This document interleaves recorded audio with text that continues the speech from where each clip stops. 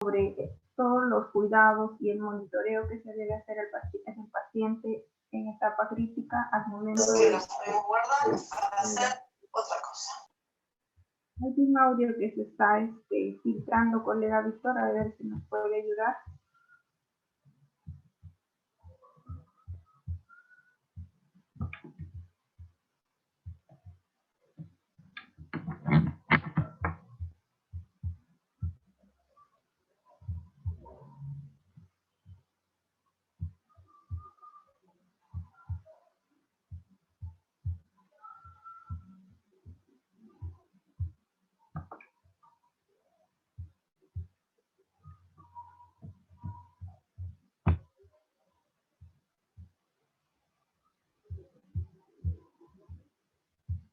Tratando de que no se rompa toda la piel de la espalda. Ahora sí, vamos a ver el curso de la otra manera y vamos a empezar con la otra pieza. Aquí la...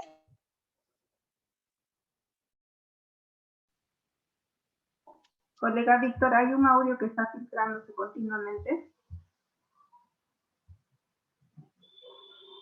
Por favor, los participantes cierren sus audios.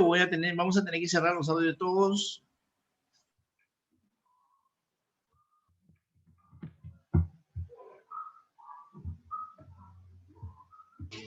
A ver, Augusto, por favor, cierre su audio.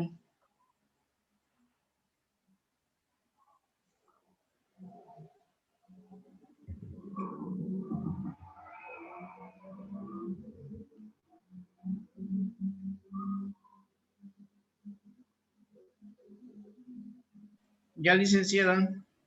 Gracias.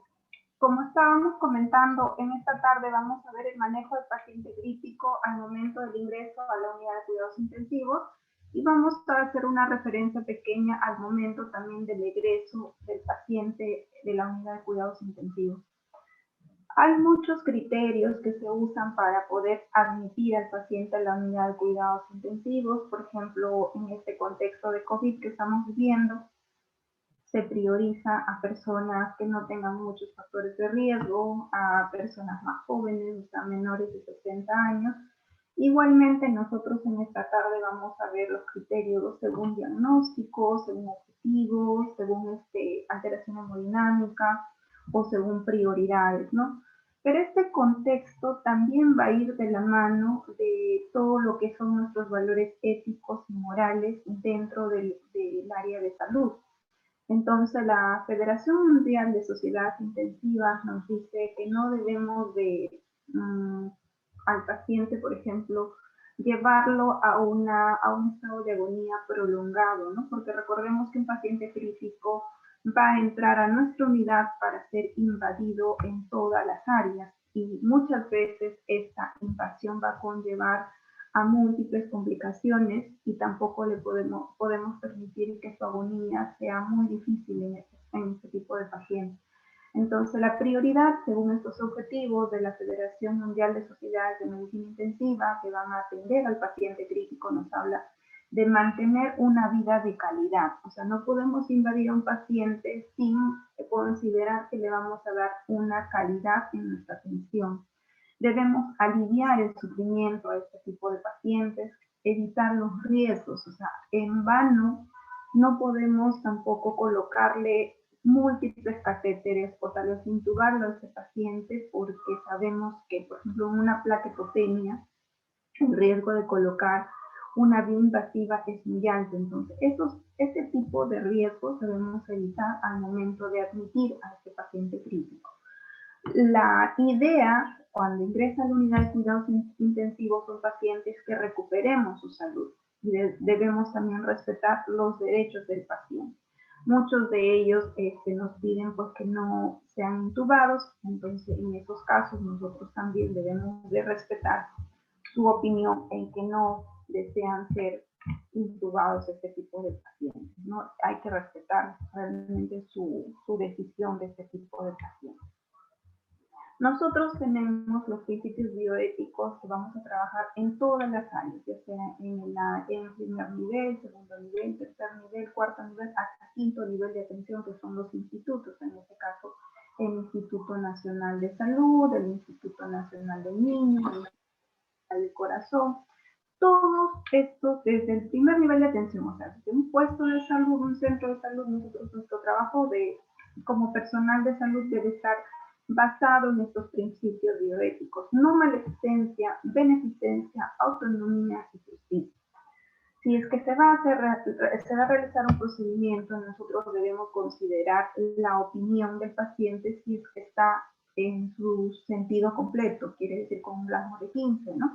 O también pedir el consentimiento informado del familiar más directo para que se pueda actuar según nuestros principios bioéticos. Actuamos con justicia, con autonomía, trabajamos en relación a la beneficencia y no cometiendo, por ejemplo, acciones que van en contra de sus valores éticos.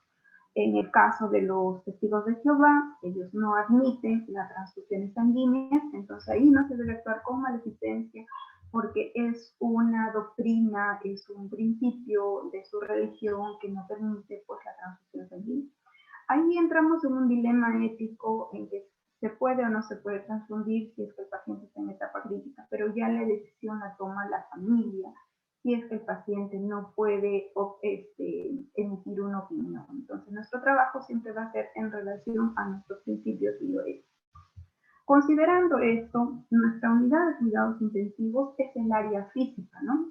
Es un área del hospital destinada a la atención de pacientes graves que requieren atención profesional especializada de forma continua, con materiales específicos, en este caso el ventilador mecánico, el monitoreo hemodinámico del paciente, ¿no? Y va a ser según la tecnología que nosotros tenemos. Ya en la mayoría de las unidades de cuidados intensivos tenemos muchos monitores, por ejemplo, para medir gasto cardíaco, para medir presión intracraniana, para medir, por ejemplo, la presión intraabdominal. Entonces, todo este monitoreo va a ser tanto de la parte de enfermería, el monitoreo médico y también de acuerdo a la tecnología. Esto nos va a ayudar tanto para el diagnóstico, para el monitoreo y el tratamiento de nuestros pacientes. Entonces, un paciente crítico es aquel que tiene una enfermedad y que está en riesgo su vida de manera inmediata, que necesita también de manera inmediata, urgente, un soporte vital adecuado para mantener sus funciones y cuya enfermedad es potencialmente reversible. Ahora vamos a revisar, o sea, según prioridad de diagnósticos, qué tipo de pacientes nosotros podemos considerar potencialmente reversibles, este tipo de enfermedades, ¿no? Dentro de la unidad de cuidados intensivos nosotros tenemos 3 pilares fundamentales: el paciente crítico, el que va a requerir de nuestra necesidad de diagnóstico, de monitoreo y de tratamiento; el personal tanto de enfermería, personal técnico, el médico, el terapista, el psicólogo, los laboratoristas, o sea, todo el equipo multidisciplinario e interdisciplinario es el que va a trabajar en la unidad de cuidados intensivos para lograr la recuperación, tal vez no al 100% de nuestro paciente, pero sí tratando de alcanzar desde un 60% para adelante, ¿no? Esa es la idea de alcanzar nuestra meta cuando trabajamos con el equipo multidisciplinario en unidad de cuidados intensivos.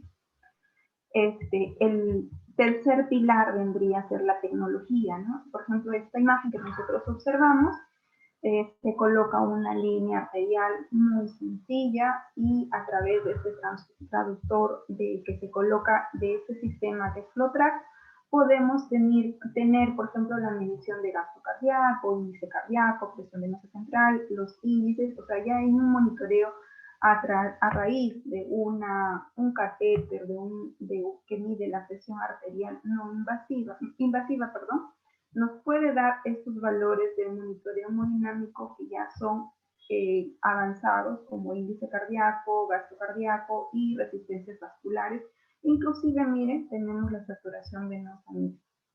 Entonces, la tecnología va a estar en nuestras manos para poder lograr la recuperación de nuestro paciente.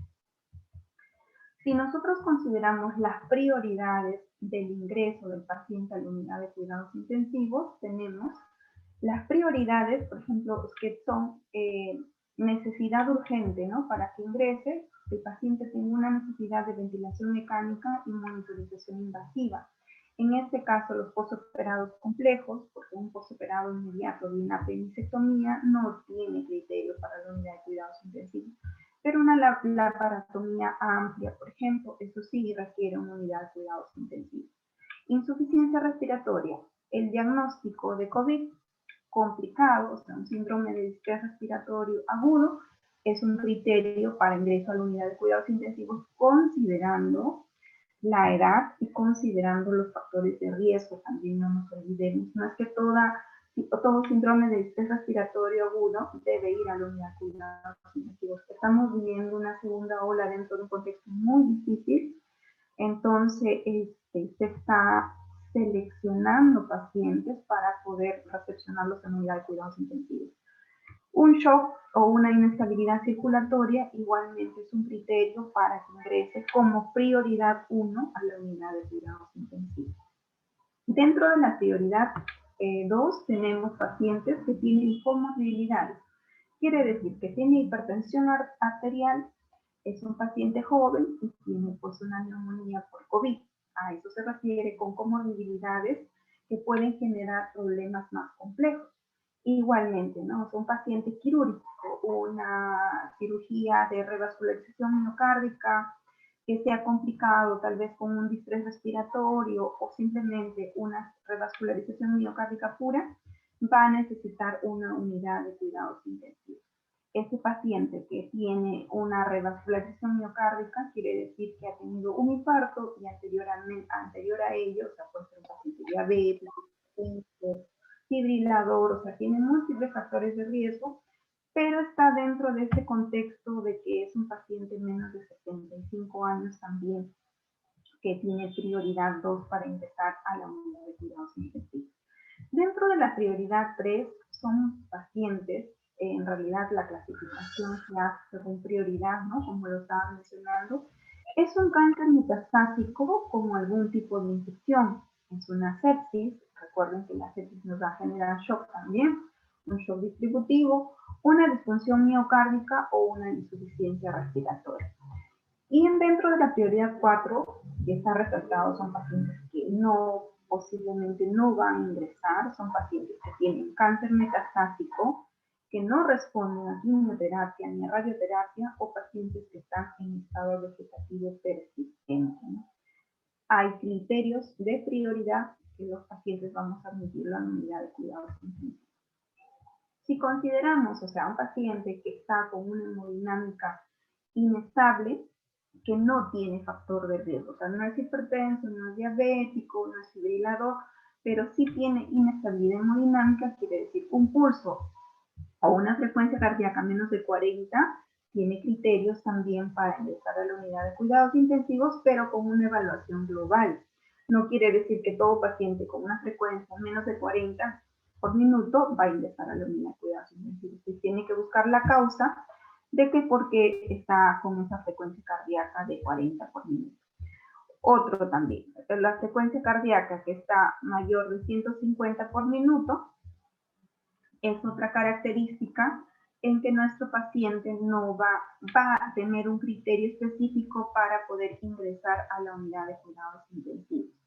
En cuanto a la presión arterial sistólica, puede estar menos de 80 milímetros de mercurio o una presión menos de 20 milímetros de mercurio debajo de la presión usual. O sea, si este paciente tiene normalmente su presión maneja 100 sobre 60 y está con una presión 80 sobre 40, tiene criterios para poder ingresar a la unidad de cuidados intensivos. O una presión arterial media, ya tenemos como en la imagen una PAN, nos está dando un valor de 70 milímetros de mercurio, eso también va a ser un criterio para ingresar a la unidad de cuidados intensivos. El otro lado contrario es una presión arterial diastólica mayor de 120 milímetros de mercurio puede estar en crisis hipertensiva por múltiples factores, igualmente es un criterio para que pueda ingresar a la unidad de cuidados intensivos. Contexto COVID, frecuencia respiratoria mayor de 35 por minuto, igualmente es un criterio para que nuestro paciente pueda ingresar a la unidad de cuidados intensivos. Si ya tenemos un resultado de laboratorio donde el sodio está a menos de 110, igualmente criterio para ingreso con cierta evaluación global. Vuelvo a repetir, no quiere decir que un sodio es menor de 110 o un valor mayor de 170 ya tenga un criterio inmediato de ingreso a la unidad de cuidados intensivos. Tiene que ser una evaluación general, una evaluación global.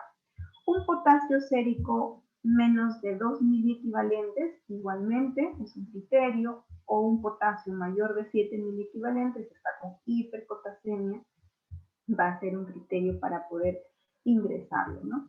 Una presión de oxígeno menos de 50 milímetros de mercurio, hablamos contexto COVID, paciente que tiene una presión de oxígeno menos de 50 milímetros de mercurio, va a requerir nuestra unidad de cuidados intensivos.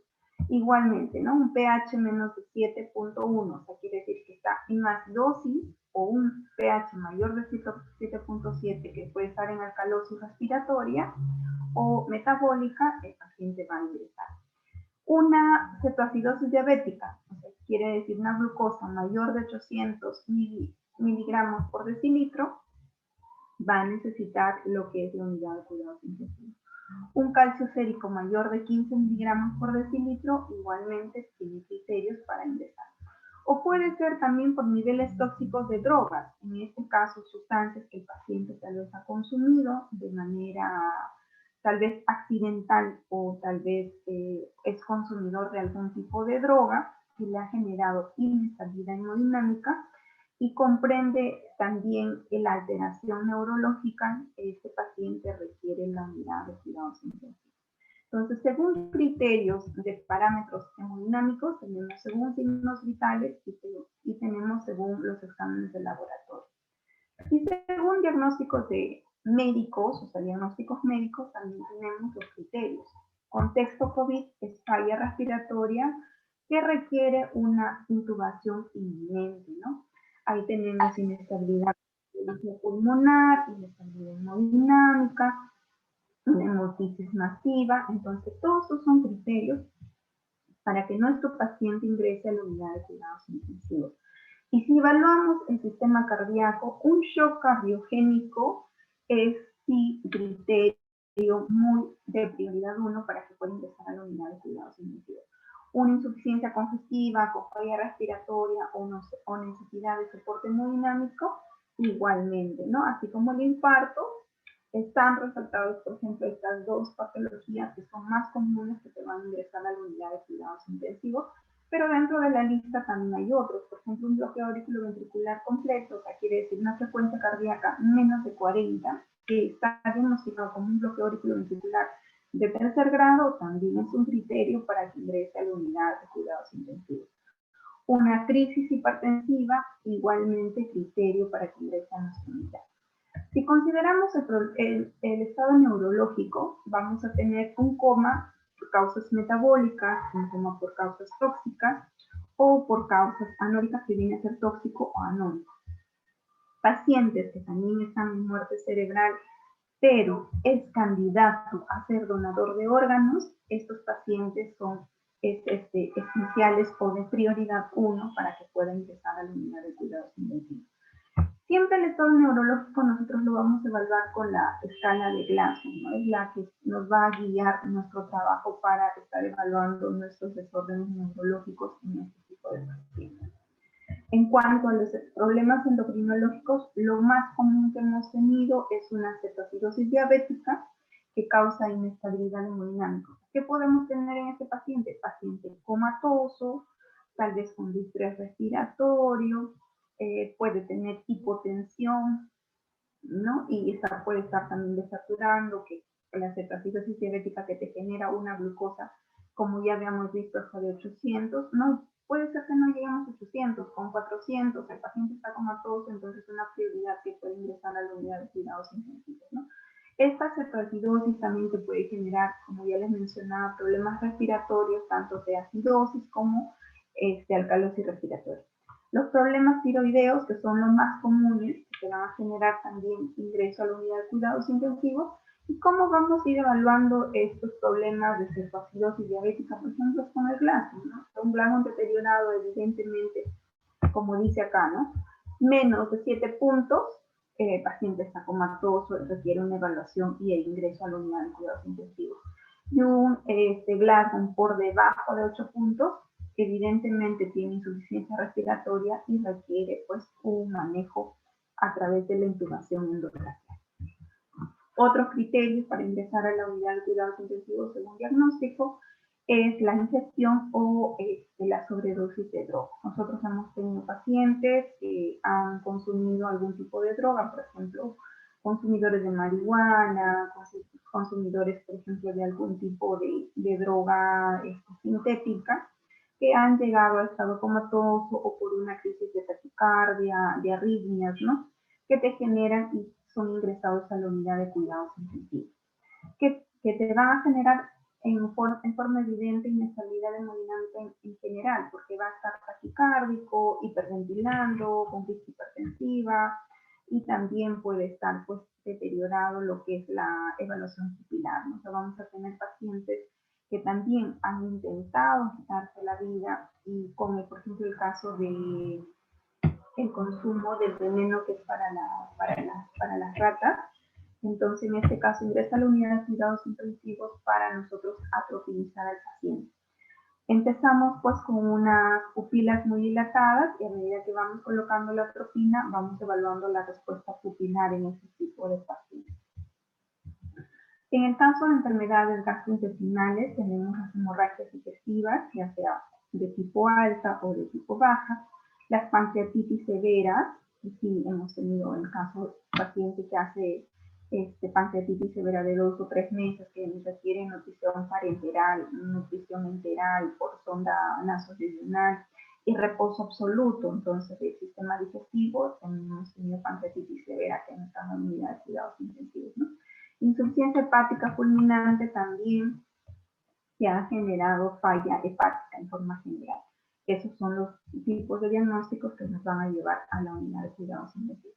Dentro de las complicaciones quirúrgicas o las que nos van a generar la unidad, por ejemplo, las laparotomías muy grandes, ¿no? Que van a llevar una bolsa de Bogotá. Quiere decir que no lo van a cerrar el abdomen porque por el mismo estado de respuesta inflamatoria el abdomen va a distenderse y colocan, como dice su nombre, una bolsa para poder descomprimir el abdomen. Una vez que baje, va a reingresar a una cirugía para que puedan cerrar esta laparotomía, ¿no? Los tipos de shock. Un shock hipovolémico necesita reponer volumen, puede ser simplemente por pérdidas de líquidos, diarreas, vómitos, o puede ser por pérdidas sanguíneas. Entonces, reponer, en el caso de shock hipovolémico. Un shock cardiogénico, hablamos de una falla valvular, hablamos de un infarto al miocardio o una fibrilación o una bradicardia severa. De tipo obstructivo, un tromboembolismo pulmonar, y de tipo distributivo puede estar combinado, ¿no? Un shock hipovolémico, cardiogénico, obstructivo, combinado con una sepsis. Entonces, esos tipos de shock van a ser necesarios que ingresen a la unidad de cuidados intensivos. Esas son prioridades para que se pueda ingresar. Si consideramos los diagnósticos, tenemos los trasplantes de órganos en general necesitan la unidad de cuidados intensivos. Si requiere el uso de tecnología compleja, en el caso de asistencia circulatoria a través de ECMO, necesita la unidad de cuidados intensivos.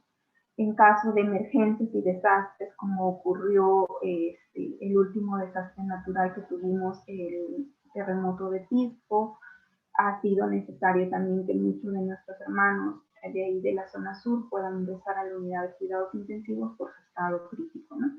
Tenemos consideración de terremotos, casos de influenza, en este caso por COVID, SARS, que es una emergencia sanitaria a nivel mundial, ingresa también a la unidad de cuidados intensivos. Por cirugías de alto riesgo que hemos estado hablando, por procedimientos también de alto riesgo, o sea, una broncofibroscopía compleja, cuando tenga el paciente un pulmón único, entonces necesita una unidad de cuidados intensivos, ¿no? Entonces, esto, el gran quemado también, o sea, los pacientes gran quemados que tienen el 40% o menos del 40% del cuerpo dañado, son criterios según objetivos para que puedan ingresar a la unidad de cuidados intensivos. Entonces, habiendo visto la selección de pacientes según prioridades, según diagnósticos, según objetivos y según hemodinámica, nosotros como enfermeros, personal técnico y personal médico debemos de tener todo el equipo necesario para recepcionar a estos pacientes. Vamos a empezar desde la preparación de nuestra unidad de cuidados intensivos. Si ustedes pueden observar, vamos a recibir al paciente en una camilla, es una cama camilla de transporte porque posiblemente vamos a estar movilizándonos para una serie de exámenes o tal vez para procedimientos invasivos en radiología o una cirugía amplia, ¿no? El ventilador mecánico, el monitor y cada uno de las cosas que vamos a requerir. Este monitor, las características que debe tener, que debe ser multiparámetro. Debe contener la frecuencia cardíaca, la presión arterial media, la presión venosa central, que no debe tener la capacidad de medir gasto cardíaco, saturación de oxígeno y lo que es la capnografía. Con estos parámetros básicos nosotros podemos hacer el monitoreo hemodinámico y determinar el diagnóstico y el tratamiento hasta la recuperación de nuestro paciente. Las bombas infusoras que son esenciales porque recordemos que desde el momento que ingresa vamos a iniciar un shock hipovolémico simple, reposición de volúmenes, ¿no? El ventilador mecánico. La mayoría de nuestros pacientes, de 10 pacientes que emitimos a la unidad, 9 van a entrar a intubación y es esencial que nuestro ventilador esté operativo para que pueda ser atendido a través de la ventilación mecánica a nuestro paciente. Los registros de enfermería que son esenciales para nuestro paciente, los exámenes de laboratorio que vamos a tener que tomar, el monitoreo de AGA y toda la batería de exámenes que requiere este paciente para poder hacer su cuidado integral, ¿no? La mayoría de nuestros pacientes, por ejemplo, que pueden tener agitación motora según indicación médica, hay veces se les tiene que sujetar, entonces hay que tener también en consideración.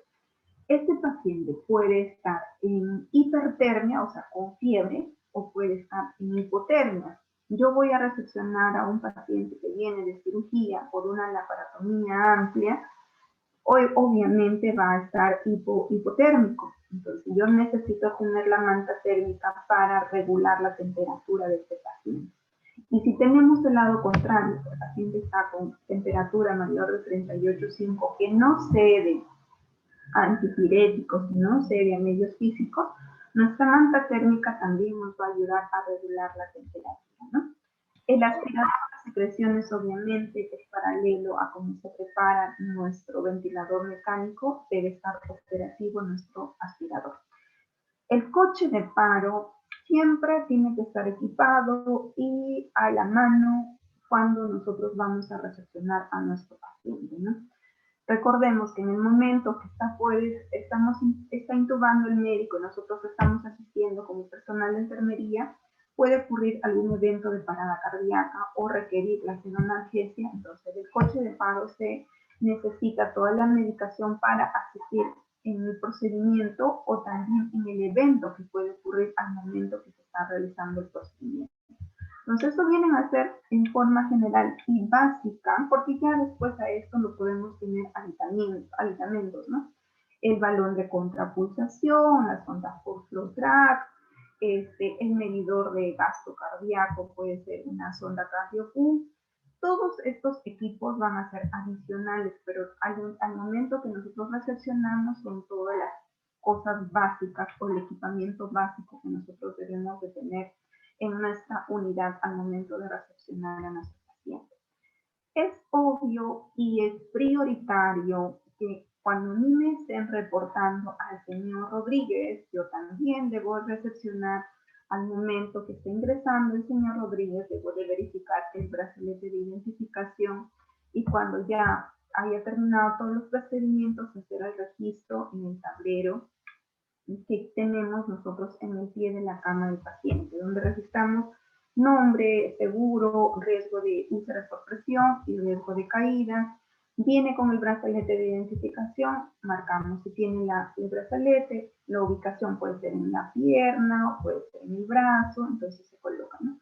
Si viene ya con un UPP también y la ubicación del UPP, y generalmente en la unidad de cuidados intensivos vamos a tener dependencia 4, un paciente que está intubado, y dependencia 5 lo consideramos los pacientes que han recibido algún tipo de trasplante, puede ser trasplante renal, trasplante pulmonar, trasplante cardíaco, algún tipo de trasplante, a ellos los consideramos grado de dependencia 5. La identificación del paciente es una de las intervenciones principales que nosotros hacemos al momento de recibir a nuestro paciente. No olvidarnos de nuestras etiquetas diagnósticas, ¿no? Al momento que ya me han informado que el señor Rodríguez va a venir de sala de operaciones y está bajando con hipotensión, yo ya estoy pensando de la etiqueta diagnóstica de disminución del gasto cardíaco. Está bajando también con un tubo endotraqueal porque este paciente viene de triaje COVID y va a ingresar la UCI COVID, entonces tiene deterioro del intercambio gaseoso que viene a ser nuestra etiqueta diagnóstica. Riesgo de shock, viene con hipotensión, este paciente, sepsis, entonces consideramos riesgo de shock. Riesgo de perfusión tisular inefectiva renal, está viniendo ya en oliguria, está viniendo en anuria. Y el riesgo de perfusión tisular inefectiva cerebral cuando consideramos que nuestro paciente vino inicialmente el triaje con un Glasgow de 15, pasó a intermedio con un Glasgow de 13 y está ingresando a la unidad de cuidados intensivos con un Glasgow de 9. Evidentemente la perfusión tisular inefectiva cerebral está deteriorada. Entonces, estas son las etiquetas diagnósticas tal vez las más usadas que vamos a necesitar en el momento de la recepción de nuestro paciente en la unidad de cuidados intensivos.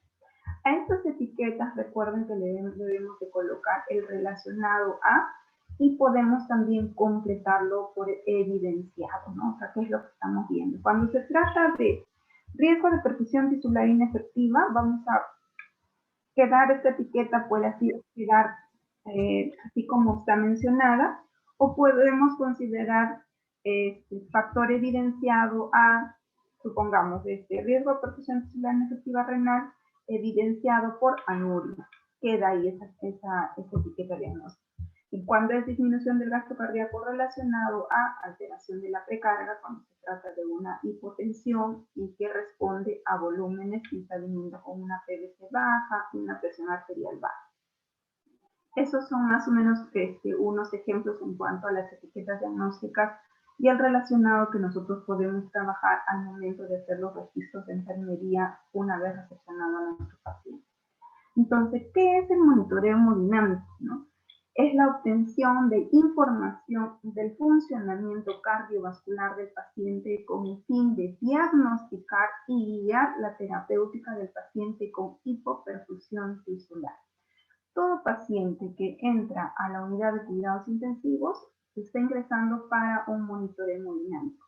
Este monitoreo hemodinámico me va a servir para alertarme sobre algunos problemas, para dar un pronóstico, en cuanto el médico debe dar ese pronóstico, para hacer mis diagnósticos de enfermería y me va a servir de guía terapéutica para mis cuidados que voy a tener con este paciente. Ya nuestra monitorización hemodinámica está definida dentro de nuestras intervenciones con el MIC 4210, donde debemos hacer la medición e interpretación de parámetros hemodinámicos invasivos para determinar la función cardiovascular y regular la terapia si procede. Entonces, vamos a monitorizar a nuestro paciente de manera continua, ¿no? Esto es solamente para revisar. El monitoreo hemodinámico incluye todo el organismo. Cuando nosotros revisamos, por ejemplo, cuando viene la sangre, ingresa la sangre por la vena cava superior, está viniendo toda la sangre de la parte de la cabeza, de la parte superior de nuestro organismo. Revisamos también que ingresa la sangre de la vena cava superior, está viniendo desde nuestros miembros inferiores, el abdomen y el brazo, está ingresando a lo que es la aurícula derecha. Va a pasar la válvula tricúspide, va a pasar al ventrículo derecho, va a ingresar a través de la única válvula pulmonar que tenemos, a través de la arteria pulmonar, que es la única que tenemos, va a ingresar a los pulmones y va a regresar a través de las venas pulmonares, que también recuerden son las únicas venas que transportan sangre arterial, ingresa a la aurícula izquierda, pasa la válvula mitral, ingresa al ventrículo izquierdo y se va a eyectar, como se ve en la imagen, a través de la válvula aórtica a toda la aorta, el callado aórtico específicamente. Entonces, todo este paso, desde la punta de mi pie hasta la punta de la cabeza, a eso vamos a llamar la evaluación o el monitoreo hemodinámico continuo. Para eso yo necesito saber siempre la fisiología y la anatomía del organismo para poder hacer un control estricto al momento de monitorizar a mi paciente. Entonces, la prioridad cuando nosotros hacemos el monitoreo hemodinámico continuo, evaluamos el estado neurológico, el estado pulmonar, el estado cardíaco y la función renal. Eso es como nuestros pilares de nuestro monitoreo hemodinámico. Cuando hablamos de monitorización hemodinámica no invasiva, o sea, no invasiva, quiere decir que yo tengo que evaluar desde la evaluación neurológica, ¿no? Que ya les comentaba. Debo empezar a observar con qué estado pupilar está ingresando este paciente. Las pupilas están isofóricas, están midriáticas, están muy dilatadas, posiblemente estén en 4, o están mióticas, que es 1 milímetro, o están asimétricas, no hay una anisocoria. La valoración pupilar es muy importante en este tipo de casos. Las tendencias en el Glasgow, como teníamos el ejemplo anterior, ¿no? En triaje tenemos un paciente, triaje COVID, vamos a considerarlo, un paciente que está con un Glasgow de 15, ya que a medida que pasó a intermedios o pasó a la unidad de cuidados intensivos, este Glasgow se ha ido deteriorando poco a poco. Ahí vamos viendo el Glasgow. Si tenemos un Glasgow de 15, quiere decir el paciente que está con una apertura ocular espontánea, que está hablando, que está lúcido, sabe su nombre, la fecha, ¿no? Dónde se encuentra y está movilizando todo el cuerpo.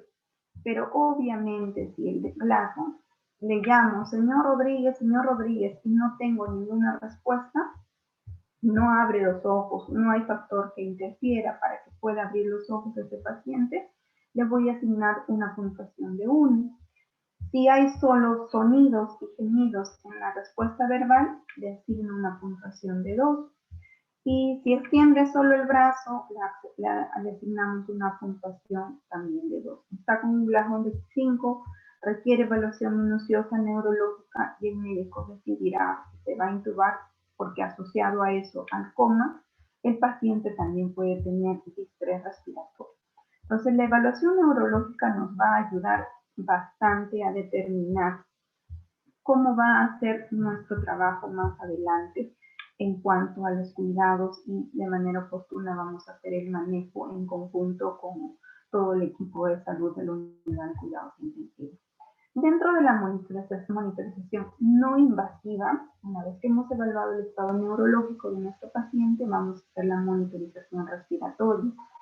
Recordemos que el saturador se ha convertido en un equipo muy esencial y básico ahora dentro del contexto COVID para poder saber cómo está nuestro paciente, ¿no? Y colocamos el saturador y vemos cómo está la oximetría. La mayoría de nuestros pacientes que tienen oximetría menos de 90 requieren asistencia de oxígeno, ¿no? Pero va a ir asociado a esta valoración si tiene distrés respiratorio, si tiene polimia, si tiene tiraje subcostal, tal vez tiene evaluación también tomográfica, placa de tórax, entonces si tiene una neumonía, evidentemente la saturación también va a caer.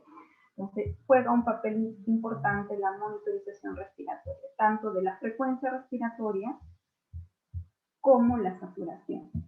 Y esto ya está establecido también dentro de nuestro NIC 3350, donde es la monitorización respiratoria. Determinamos, ¿no? Si hay disnea, fatiga, taquipnea, ortopnea. Si hay escalofríos, nos ayuda también a aumentar el consumo de oxígeno. O sea, el paciente puede empezar en fiebre y empieza a hacer escalofríos, también aumenta el consumo de oxígeno. Vamos a determinar también si hay acidosis metabólica, que eso va a generar la disminución de la saturación venosa de oxígeno. Todas estas actividades son importantes considerar al momento que nosotros hacemos la recepción de nuestro paciente.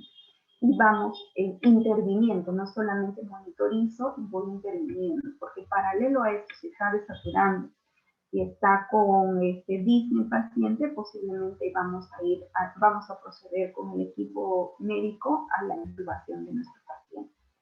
Una vez que hemos determinado cuánto de frecuencia respiratoria tiene, le hemos colocado el saturador, el equipo de salud, tanto el médico como la enfermera, tiene que también auscultar. No los olvidemos de auscultar lo que es ápices y bases para ver, tal vez tiene sonidos agregados, o sea, está con crépitos, roncantes, o está con broncoespasmo, y necesitamos también hacer las intervenciones oportunas a esos sonidos agregados que tenemos, ¿no? Porque si tenemos roncantes y vamos a decidir la intubación, obviamente tenemos que tener listo lo que es el aspirador de secreción. Dentro de la monitorización no invasiva tenemos también la valoración de los cuidados circulatorios, tanto de la insuficiencia circulatoria arterial y también insuficiencia circulatoria del lado venoso. Ya viene con cianosis, como se ve en la imagen, o está empezando a progresar esa cianosis, ¿no? ¿Cómo está viniendo el llenado capilar? ¿Cómo está la coloración de sus piernas, de sus brazos, tal vez de las mucosas? O sea, hay que observar de manera minuciosa el estado cómo está ingresando nuestro paciente, porque eso nos va a ayudar también al momento de hacer los registros.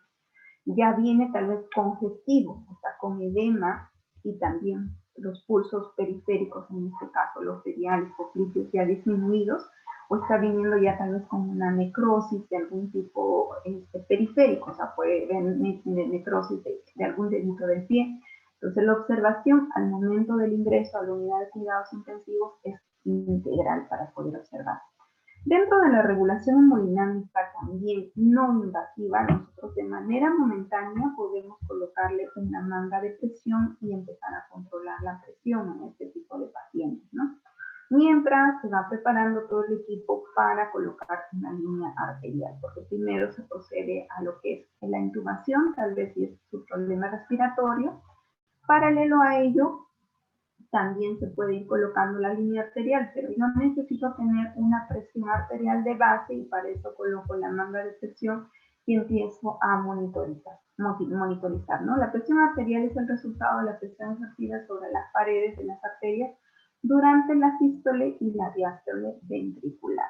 En esto estamos evaluando la presión arterial no invasiva. Cuando hablamos de regulación hemodinámica, al momento que nosotros hacemos la valoración de la frecuencia cardíaca, estamos evaluando lo que es el sistema eléctrico de nuestro corazón. Vemos si hay presencia de onda P, que quiere decir que están haciendo el estímulo en el nodo sinusal, va a pasar el nodo auriculoventricular, y cuando pasa el estímulo a lo que es tanto el ventrículo derecho como el ventrículo izquierdo, el haz de His derecho, haz de His izquierdo, vamos a ver el complejo QRS. Cuando ya empieza el reposo, se logra observar la onda T, que es la despolarización de lo que es todo el ventrículo, de los ventrículos. Entonces vamos a observar, no solamente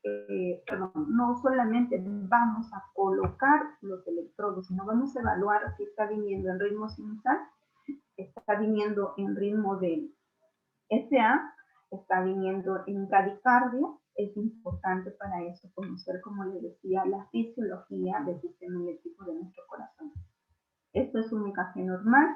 Y si tenemos onda P, como se estoy señalando, quiere decir que están haciendo el nodo sinusal, va a pasar al nodo auriculoventricular, y cuando pasa el haz de His derecho, haz de His izquierdo, vamos a ver el complejo QRS, y cuando está despolarizando los ventrículos o está en etapa de reposo los ventrículos, vamos a observar la onda T. Eso es un complejo normal que nosotros debemos observar. Si conocemos un EKG normal, va a ser más fácil determinar los otros ritmos anormales que podemos tener. Esto es un ramal que es importante conocerlo. Hay veces porque de manera acurada nosotros queremos monitorizar al paciente, pero de manera automática también siempre pensamos que, por ejemplo, el RA siempre va a ser de color blanco. No, el RA puede ser de color blanco o puede ser de color rojo u otro color. Por eso es necesario revisar que el RA generalmente es el right, que significa brazo derecho, el LA, que es left, que es izquierdo, que es brazo izquierdo, ¿no? Y el RL, que es lado derecho inferior, el LL, que es el lado también izquierdo inferior, y tenemos un cable que es el B1, que va en el cuarto espacio intercostal del lado derecho. Eso es importante nosotros conocer. Esto es normalmente un ramal de 5, pero si fuera un ramal de 3 es más fácil, ¿no? Entonces tiene RA, que va en el derecho, LA, que va en el izquierdo, y puede venir con LL o puede venir con el negro o N, que significa que van a ir normalmente en el lado derecho inferior de nuestro paciente. Entonces es importante leer las conexiones de nuestro ramal de EKG para hacer la colocación adecuada. ¿Por qué hago hincapié en esto? Es porque puedo colocar de manera invertida, ¿no? Y va a salir en el monitor una arritmia. Pero la arritmia no es porque realmente el paciente está desarrollando ese problema, sino es porque nosotros hemos colocado los electrodos de manera inadecuada. Para eso es importante conocer nuestro ramal. Entonces, la monitorización del EKG debe ir paralela a la toma de un electrocardiograma. Como ahí pueden observar, tenemos una frecuencia de 78 por minuto y está en ritmo sinusal. Ritmo sinusal porque tenemos presencia de onda P seguido de un complejo QRS, los complejos son continuos y está siempre seguida, bueno, es decir, presencia de onda P con complejo QRS y la relación entre complejo es constante. A eso le llamamos ritmo sinusal, ¿no? Este es otro ramal, como yo les decía, un ramal de 3 que puede ir RA, LA y el LL, que normalmente puede ser de 3. Cuando tomamos el electrocardiograma, nosotros también tenemos igual las señales RA, RL, LA y LL. Derecho, RA, RL va en la pierna derecha, LA va en el brazo derecho, LL va en la pierna izquierda. Y cuando tenemos del B1 hasta el B6, recordemos que es cuarto espacio intercostal, acá vamos a irnos acá. Ajá. En esto va cuarto espacio intercostal del lado derecho, va el B1, cuarto espacio intercostal del lado izquierdo va el B2. Estos están cerca, línea media clavicular, considerando la línea media clavicular. Por ejemplo, el 6 va en la línea media axilar, el 4 va en la línea media clavicular, y entre la 2 y la 4 va el 3, y entre el 4 y el 6 va el 5. Entonces ahí consideramos para tomar el electrocardiograma en nuestro paciente que está ingresando al. Esto es un video, creo, a ver, vamos a ver, ojalá que pueda salir. No sale que tenga el video, su conexión es inestable. Bueno, nosotros en esta imagen tenemos una frecuencia de 101, que es una taquicardia supraventricular. Pueden observar que no tenemos presencia de onda P, ni tampoco los complejos QRS están continuos. Tenemos la presión arterial media, la saturación de oxígeno, la presión venosa central y la cardiografía. Este es un monitoreo hemodinámico invasivo de nuestro paciente que ya prácticamente ingresó a la unidad y podemos observar estos parámetros, ¿no? Una vez que se ha monitorizado el electrocardiograma, hemos logrado evaluar el Glasgow, hemos monitorizado la parte respiratoria, hemos colocado el saturador, hemos visto cuánto de frecuencia respiratoria tiene, Vamos a entrar a lo que es las vías invasivas o el monitoreo a través de vías invasivas. Al momento que ingresa nuestro paciente, viene con 2 o 3 vías periféricas que no son suficientes, en este caso en la unidad de cuidados intensivos, porque necesitamos manejar drogas especiales y también reponer volúmenes grandes, ¿no? Por ese motivo se coloca un catéter venoso central, que normalmente va a ir en grandes venas como la subclavia, yugular o femoral. En este caso está colocado en una yugular, es un catéter de 3 lumen. Para la colocación de este catéter necesitamos la ayuda del personal técnico y también de nosotros para poder equipar y poder preparar todo el set para la colocación de un catéter venoso central. Tenemos el set de monitoreo, que es para poder medir la presión venosa central, solución fisiológica, cassette frasco, un cable de presión invasiva, que lo vamos a ver más adelante cómo se conecta, la bolsa perfusora, un catéter venoso central de preferencia de 3 lúmenes en etapa crítica, gases para la limpieza, hilo para la sutura de este catéter, un equipo de sutura, lidocaína sin epinefrina para colocar la anestesia, soluciones para limpiar, puede ser clorexidina o yodopovidona dependiendo de lo que el médico te solicite, y obviamente todo el equipo de bioseguridad que necesita el médico para colocar este catéter venoso central. Esto es una bolsa perfusora que se ha colocado un cloruro acá, el cloruro que tenemos anteriormente, este cloruro que tenemos acá se ha colocado en sede de monitoreo, y una vez puesto el cloruro con el sede de monitoreo, se insufla la bolsa perfusora a 200 o a 300 mililitros de mercurio para que se purgue y podamos medir la presión venosa central. Siempre la presión venosa central, para poder medirlo, tiene que estar el catéter, obviamente, a nivel de la aurícula derecha. Puede ser un catéter yugular del lado derecho o izquierdo, o un catéter subclavio derecho o izquierdo, pero cualquiera de ellos va a llegar a nivel de la aurícula derecha, que nos va a dar el valor de la presión venosa central. Y esta va a ser la característica de nuestra onda, que cuando esté ubicado nuestro catéter a nivel de la aurícula derecha, ¿no? Esto es más o menos como una B doble. Vamos a tener las ondas que van a evidenciar que estamos midiendo la presión venosa central. ¿Para qué me sirve este catéter venoso central? Obviamente para medir la presión venosa central y hacer la reposición de volúmenes, o tal vez manejar lo que es diuréticos, porque puede entrar con una presión venosa alta.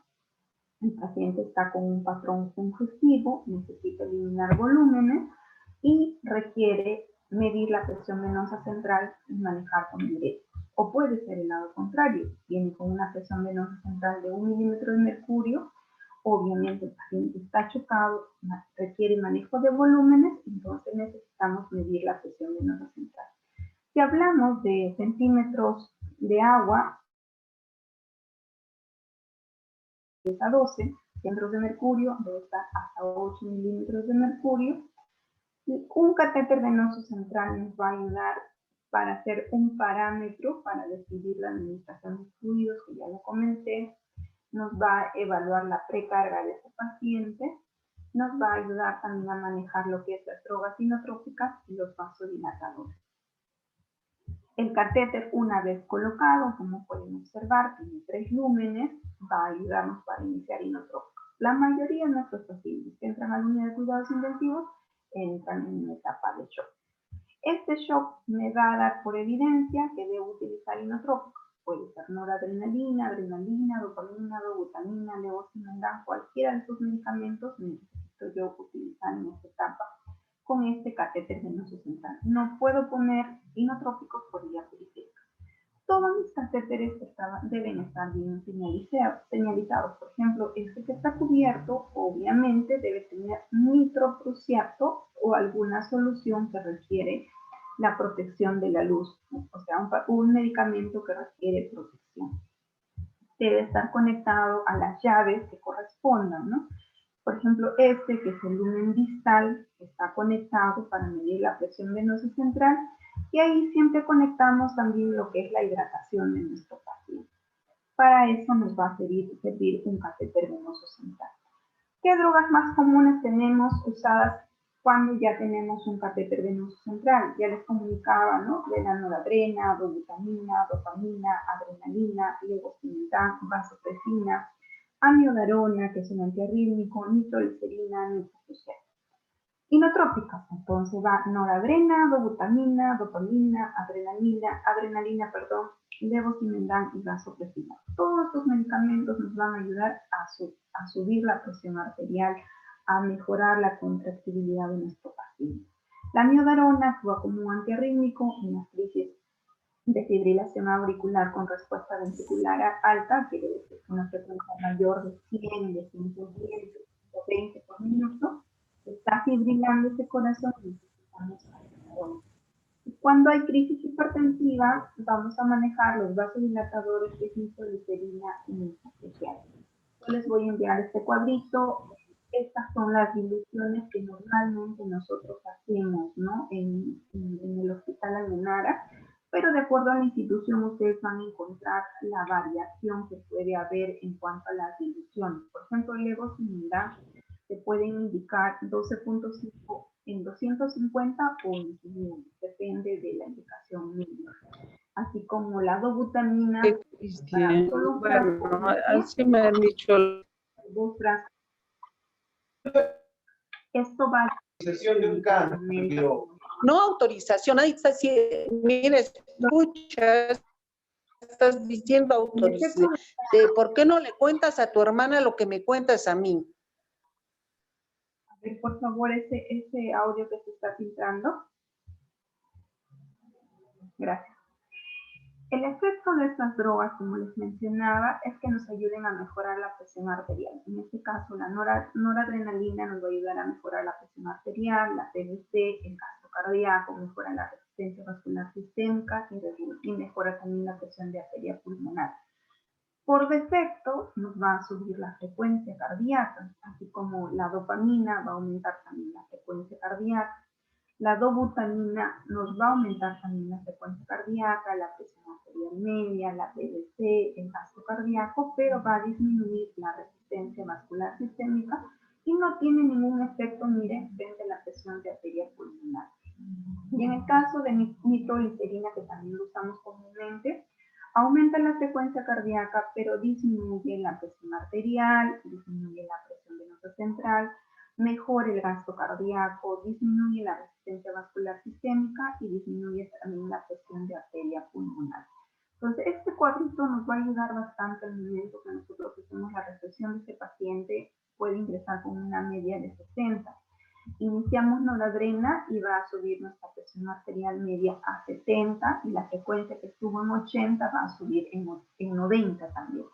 Va a mejorar la PVC, ya repusimos volúmenes y con la noradrena que estamos pasando va a mejorar también mi PVC, va a llegar por ejemplo a 8, que es lo ideal que estamos, ¿no? De que estemos con este tipo de pacientes. Entonces para eso sirve la colocación de este catéter venoso central, para medir presión venosa central, para hacer manejo de inotrópicos y para reponer volúmenes en este tipo de pacientes.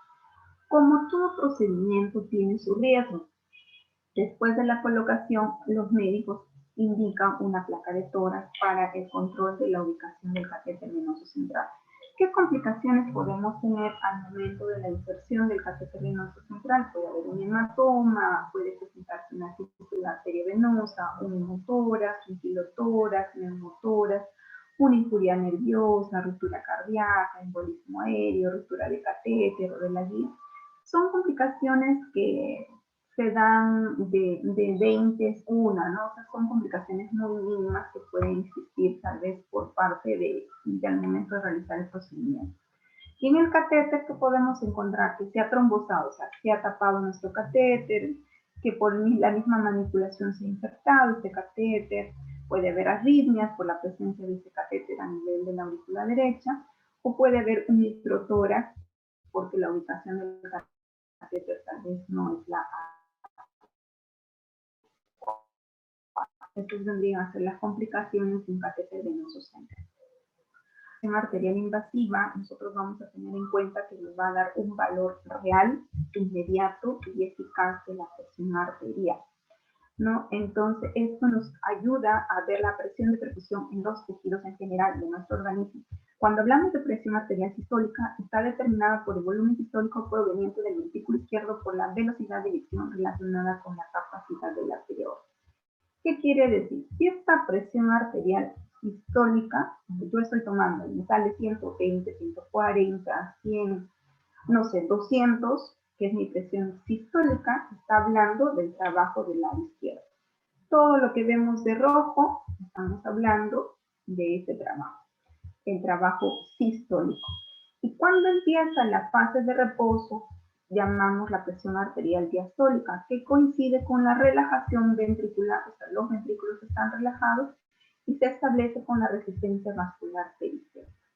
Una vez que se eyecta con fuerza, este primer valor, cuando nosotros tomamos la presión arterial y lo podemos escuchar a través del estetoscopio, este valor mayor es cuando está eyectando el ventrículo y está pasando la sangre hacia la aorta.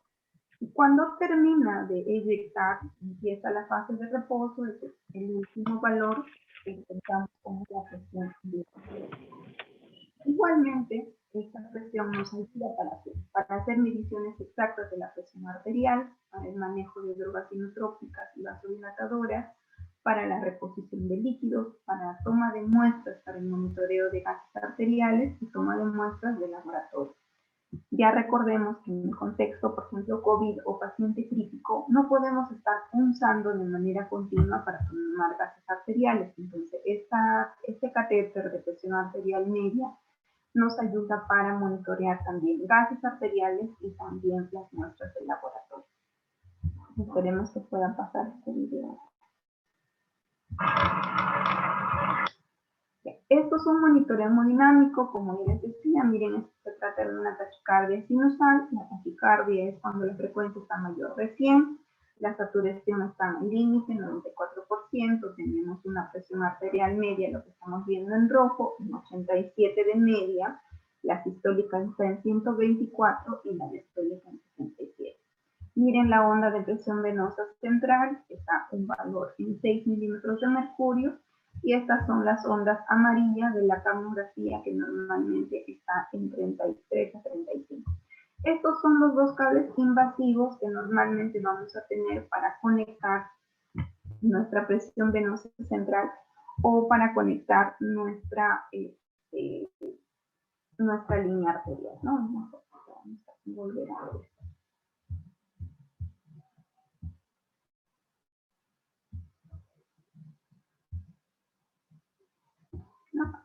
Este cable que nosotros normalmente les he mostrado, vamos a tenerlo, este cable posterior nos va a dar el valor de la presión arterial media, está en rojo, y el otro cable que está visto en la imagen nos va a dar la presión para medir la presión.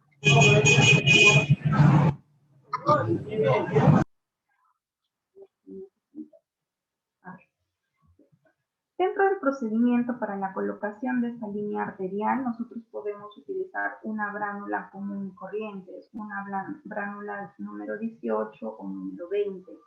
También hay catéteres exclusivos para la colocación de una línea arterial. Entonces se inserta un catéter arterial y se conecta a un transductor de presión que convierte y amplifica esta onda eléctrica para poder medir y hacer un registro continuo de la presión arterial media.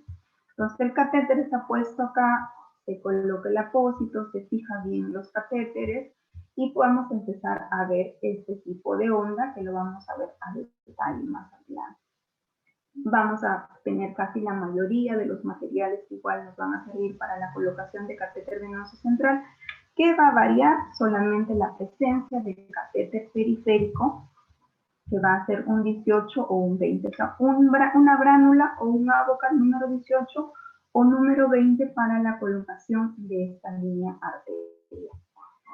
Esta es la posición en que el paciente debe estar para que pueda el médico ubicar bien la línea arterial. O sea, es una colocación de un catéter arterial a nivel radial. Como pueden observar, es un Avocat que lo ha colocado el médico y está sacando ya la guía. Ha puesto todo el material estéril, ha aislado con campos, ha hecho la limpieza de la zona, la colocación de la anestesia, la ubicación adecuada del catéter y ha realizado ya la inserción total de este catéter periférico para poder colocar la línea arterial. Esto es ya la colocación del set de monitoreo o el transductor, ¿no? Una vez ubicado el catéter, se hace la sutura, la fijación con un punto de sutura o 2 puntos de sutura, dependiendo de la técnica del médico, y vamos a colocar el set de monitoreo. Esto es la onda que nosotros vamos a ver en el monitor. En la presencia de ese video que presenté, ahí veíamos las ondas rojitas, y lo que vamos a ver al inicio es la apertura de válvula aórtica y todo este pico que podemos observar como una montañita es la sístole de la arteria aorta, ¿no? Tenemos cierre de válvula aórtica y esto es la diástole también de lo que es la válvula aórtica. Esta es la onda que nosotros vemos cuando hay una medición de la presión arterial media. Una vez que está colocado, obviamente, tenemos un sangrado con bastante intensidad, porque recuerden que es una arteria, y corroboramos esta onda con el monitor una vez colocado el transductor. Estas son las bolsas perfusoras, que una nos sirve para la presión venosa central y la otra es para la línea arterial. Siempre debe estar ubicado a 30 centímetros de la cabecera del paciente. Debe estar a lo alto, así como colocamos un suero. La presión siempre debe estar en de 250 a 300 milímetros de mercurio. Esta bolsa perfusora normalmente está pasando entre 3 centímetros, es un cálculo aproximado, 3 centímetros de cloruro de sodio, que va a ser considerado en nuestro balance hídrico al momento que nosotros utilizamos tanto presión venosa central como presión de arteria media, presión arterial media. Estos son los cables que normalmente nosotros trabajamos para poder medir el set de monitoreo. Voy a regresar un ratito. El set de monitoreo, este conector que ustedes ven entre blanco y celeste, se va a conectar a nuestros cables del monitor. Y a través de estos cables del monitor nosotros vamos a poder observar las ondas, ¿no? Ustedes han visto este conector blanco, se saca el capuchón celeste y se conecta a los cables del monitor. Estos son los conectores de las bolsas perfusoras que se van a conectar a la presión venosa central y la presión arterial media, y vamos a poder observar las ondas, en este caso de la presión arterial media.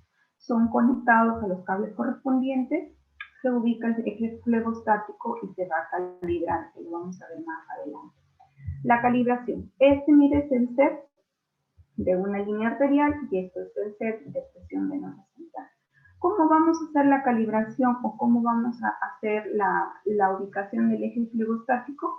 Para calibrar yo necesito cerrar la llave para el lado del paciente. O sea, cierro la llave para esta conexión de la línea arterial y si fuese presión venosa central voy a cerrar la llave para la conexión que tiene para el lado del catéter venoso central. Voy a abrir esta llave al medio ambiente, me ubico en el monitor. Vamos a irnos un ratito hasta el monitor donde teníamos este video para poder hacer la calibración. Este es el video. Un rato pararme ahí. Entonces, una vez que está ubicado la onda, voy a parar ahí. Ya, acá. Una vez que yo tengo la onda, ¿no? Voy a poder observar mi medio. Pero supongamos que es la primera vez que estoy colocando el catéter venoso central y el catéter de presión arterial media, no me va a salir estos valores, estos ya han sido calibrados. ¿Qué hago? Acá tenemos en el monitor para calibrar el 0, poner en 0. Ya les decía que yo cierro la llave para la conexión que va al lado del paciente, en este caso para la línea arterial o para el catéter venoso central. Abro la llavecita, por quien tiene una llave de doble vía, abro la llave al medio ambiente, me ubico en este 0 que tengo acá en el monitor y voy a calibrar. Si yo deseo calibrar la presión arterial, te va a salir. Entonces calibras, poner 0, te dice, ¿no? Poner 0, sí. Te va a salir el valor de 0 en la presión arterial media y después regresas la llave a su estado normal, ya está calibrado y vamos a empezar a observar ya el valor real. Igualmente cuando se trata de presión venosa central. Cierro el catéter para el lado de la presión venosa central, abro la llave al medio ambiente, me ubico en el 0, va a salir el 0 acá en el monitor, en esta parte celeste, cierro mi llave, ubico como normalmente estaba anteriormente y me va a empezar a salir este valor de 6. A eso se refiere con la calibración cuando nosotros vamos a tener que colocar catéter venoso central, sonda, línea arterial media, o también vamos a tener que valorar lo que es el gasto cardíaco. Es el mismo procedimiento para los tres. Estos tres también van a ser necesarios ubicarnos en el famoso eje flebostático. ¿Qué quiere decir? Que tiene que estar a nivel del corazón, a nivel de la aurícula derecha o el famoso llamado ángulo de Loeys. Normalmente nosotros lo ubicamos en el brazo.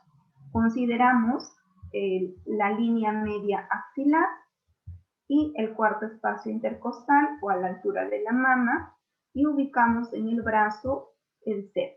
Esto es el set de presión arterial media, este es el set de presión venosa central y el tercer set tenemos de gasto cardíaco. Este es el famoso eje flebostático. En el momento que nuestro paciente, voy a retroceder, está recostado, este eje flebostático también se va a mover porque estamos ubicando en el brazo la posición adecuada a nivel de la aurícula derecha. Y si está semisentado o en un ángulo de 30 a 45 grados, igualmente este eje flebostático va a movilizarse con la posición que nosotros adoptemos y nos va a dar un valor real. Ya no necesitamos, por ejemplo, este medidor de ubicación de eje flebostático lo usan en sala de operaciones porque el paciente todo el tiempo de la cirugía está en decúbito. Si nosotros ya lo tenemos en unidad de cuidados intensivos, lo fijamos en el brazo y nos ayuda al momento de lo que le pongamos en Fowler, en semi-Fowler, en decúbito. No estamos movilizando mucho el eje flebostático, solo necesitamos calibrar cada 6 horas o cada 8 horas para tener el valor real de presión arterial media, de presión venosa central o de gasto cardíaco. Para tomar muestra, como ven en la imagen, yo necesito colocar esta jeringa donde está ubicado, miren acá está la línea arterial, esta es la conexión, y yo necesito ubicar mi jeringa donde está la llave, aspiro 2 centímetros hasta que me salga la sangre, cambio de jeringa y tomo la muestra. En este caso estoy tomando, por ejemplo, 10 centímetros de sangre para tomar hemograma, glucosilceramida, perfil de coagulación o todos los exámenes que corresponden.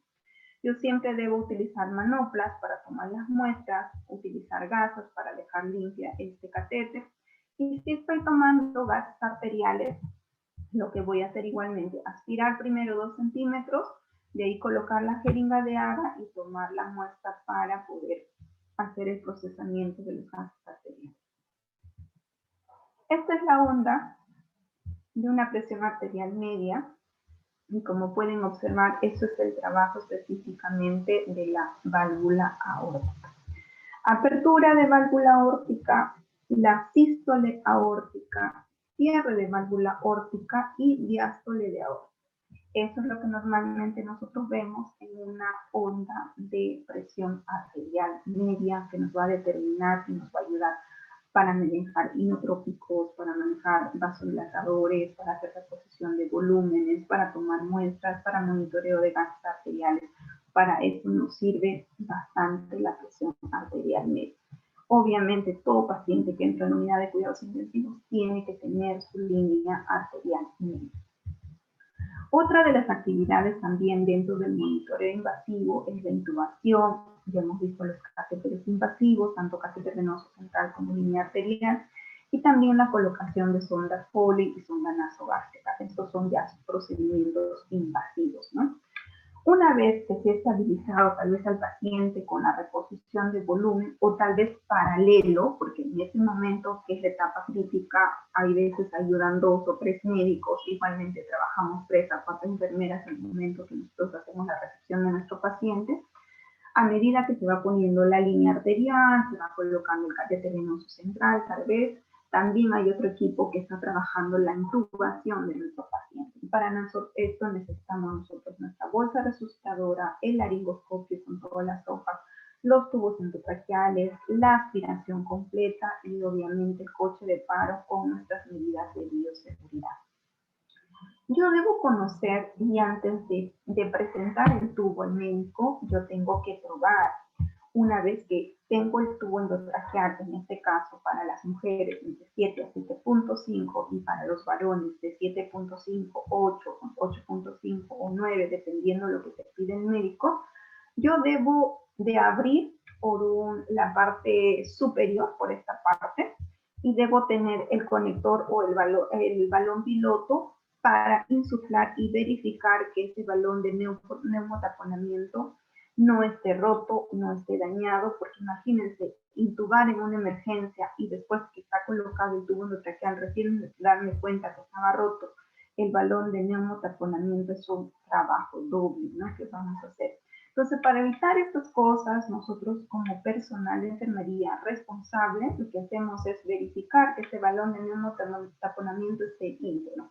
Yo le presento al médico ya colocado en la guía, verificado que el balón de neumotaponamiento está operativo, que no está roto, y le pongo en la puntita la lidocaína para presentarle al médico y pueda colocar el tubo endotraqueal.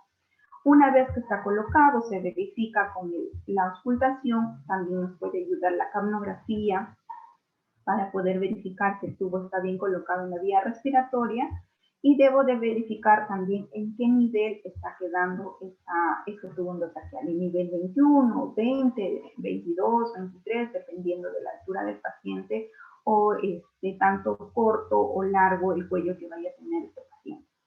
Con una placa de tórax también vamos a determinar la posición de este tubo endotraqueal porque siempre va a tener una línea radiopaca. Una vez que esté intubado el paciente, obviamente vamos a colocarle a un ventilador mecánico. Este ventilador va a ser, nosotros podemos setearlo o programarlo de manera básica, pero el médico es el que va a determinar qué modo y cuáles son los parámetros que va a definir o va a modificar dependiendo del estado del paciente, ¿no? Tenemos el tubo endotraqueal y si estamos dentro de un contexto de UCI, nosotros normalmente ponemos ya una sonda de circuito cerrado, el condensador o humidificador, el capnógrafo, el corrugado inhalatorio, exhalatorio y obviamente el ventilador mecánico, ¿no? El paciente recién intubado, como ustedes podrán ver, nosotros tenemos a la mano la bolsa resucitadora. ¿Qué debo observar una vez que está conectado a la ventilación mecánica? Si el paciente hace sincronía o asincronía con el ventilador mecánico. Si hace sincronía, o sea, tenemos volúmenes ideales programados en 500, pero él hace 200, debo informar al médico. Si está con presiones picos altos también, si está hiperventilando o está con demasiadas secreciones, toda esa asincronía de nuestros pacientes del tubo endotraqueal con el ventilador mecánico o la relación que tiene paciente-ventilador se debe monitorizar de manera continua e informar al médico para que se pueda tomar las medidas correspondientes, ¿no? Eso es parte de lo que es al momento de la intubación. Para la intubación, este paciente puede venir, como les comentaba, en el caso que nosotros presentábamos el señor Rodríguez, que su plasma estaba deteriorado, pero tiene un poco de resistencia, o sea, quiere decir que no pase el laringoscopio. Entonces necesitamos manejar un poco la analgesia con fentanilo, primero pasando bolos o después el médico puede indicar la infusión de fentanilo. Para eso nosotros necesitamos, una vez que ya lo hemos relajado al paciente con fentanilo, midazolam, propofol o becuronio, debemos manejar la escala de RASS o escala de sedación y agitación de Richmond. En este contexto, paciente crítico que entra por primera vez a la unidad de cuidados intensivos, nuestra sedación debe estar en -4. Quiere decir, sedación profunda, que no responde a la voz, abre los ojos a la estimulación física, o puede estar en -5, que es una sedación profunda que no hay ningún tipo de respuesta. Entonces, necesito manejar el dolor con fentanilo. Necesito manejar la sedación, puede ser con midazolam o propofol, según la indicación médica. Y necesito tal vez en algún momento manejar lo que es los bloqueos neuromusculares con epecuronio o rocuronio. Igualmente les dejo esta tabla que es de las diluciones que normalmente nosotros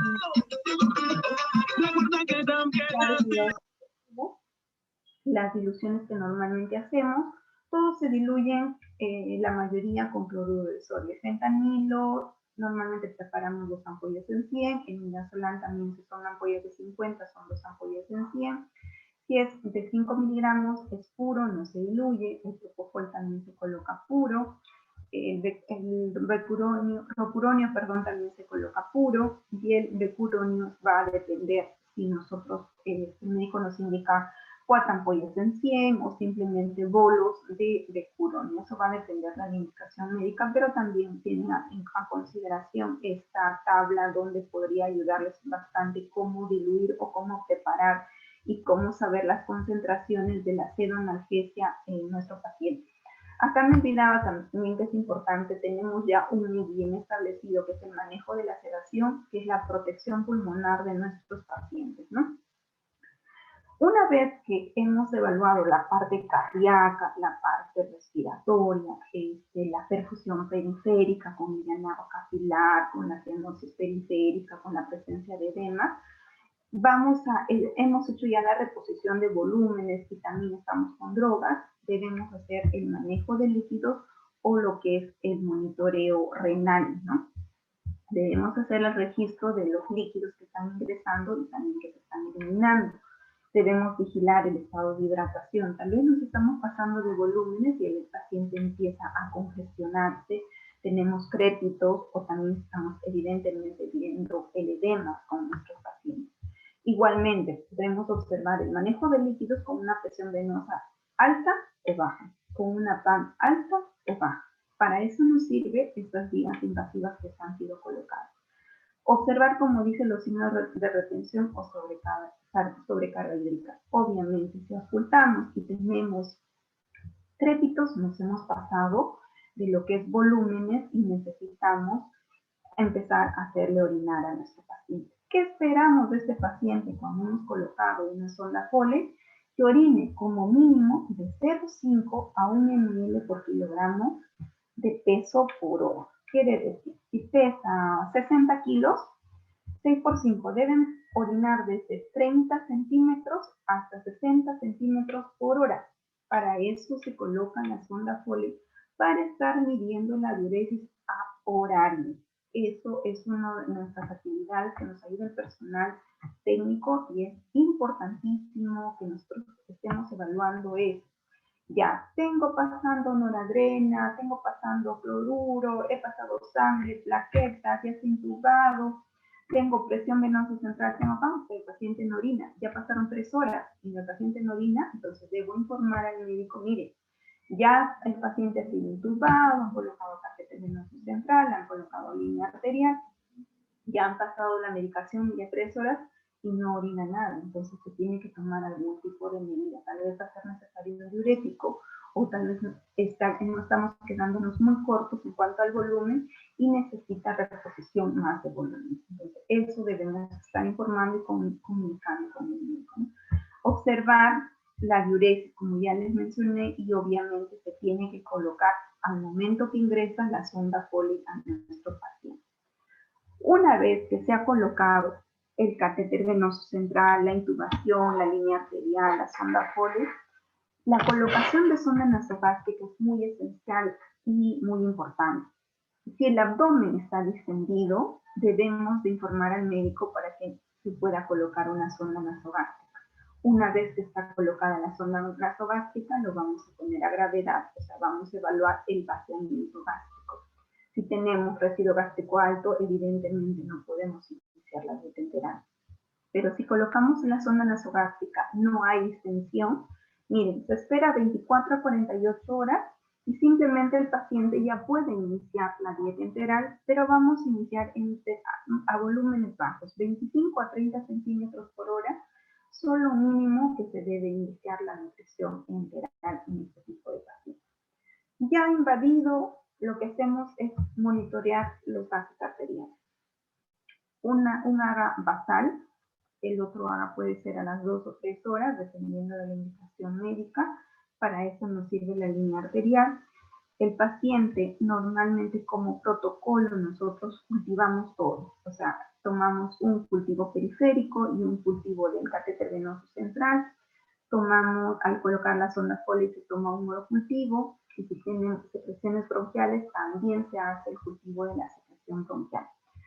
Con la primera muestra de análisis de gases arteriales, tomamos una glucosa basal. Puede estar con una glucosa hipoglicémico, con una glucosa de 40, o puede estar con una cetoacidosis diabética, que la glucosa va a estar en 300, 400 o tal vez puede estar en 800. Para eso nos sirve determinar y tomar todas las muestras de laboratorio en este tipo de pacientes. Obviamente, viene con unos exámenes de referencia, por ejemplo, de la UCI, de intermedios o de triaje, de generales, o puede ser de sala de operaciones o de algún piso. Nosotros volvemos a tomar todas las muestras. Tomamos hemograma en el tubo lila, tomamos perfil de coagulación en el tubo celeste, glucosurepetinina, electrolitos, tomamos panel cardíaco en el tubo amarillo. Se toma todas las muestras, gases arteriales, los exámenes laboratorios, cultivo y el hemoglucotest, que es básico en este tipo de pacientes que ya está invadido completamente. Una vez que se han colocado los catéteres, necesitamos acomodar a nuestro paciente. Puede estar en un ángulo de 30 a 45 grados según la indicación médica, porque recordemos, un paciente que tiene hipertensión intracraniana, su ángulo máximo puede estar a 30 grados la cabecera. Entonces, eso va a tener en consideración para el momento de arreglarlo a nuestro paciente, brindarle la comodidad y la prevención de lesiones por presión en este tipo de pacientes.